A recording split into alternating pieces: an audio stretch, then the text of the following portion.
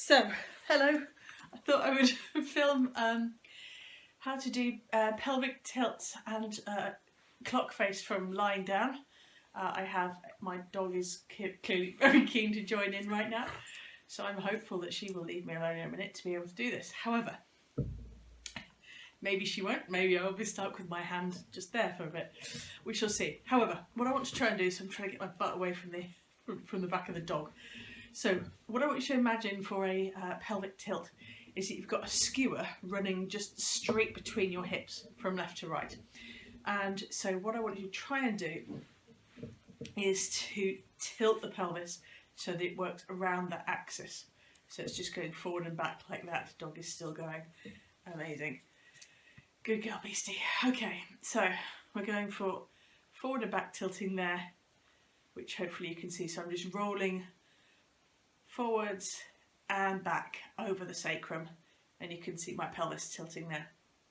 So that's a really good exercise to practice, and it's sometimes easier to do it in this position with the hips slightly flexed than it is to do it standing up to start with. The next one is, I call it the clock face, but it's sometimes hard to see exactly what I'm doing, so I've brought a dinner plate so that's going to sit over my pelvis. And what I want you to visualise, oh, dog's going off, is that I'm going to roll the rim of this dinner plate around the floor as much as I possibly can. So I've got that bit going down, and I'm just going to be working my pelvis in that circular motion, and that I can really feel the back of my sacrum is getting rolled in a circle, and then I'm going to come the other way. Now if I take the plate away so you can see what I'm doing here, all the movement is coming from my pelvis here. My knees are coming along a little bit for the ride. Oh, dog's down by my knees now, really good. So my knees and my back are coming along a little bit further right because it's impossible to keep them completely still when you're getting the pelvis really moving.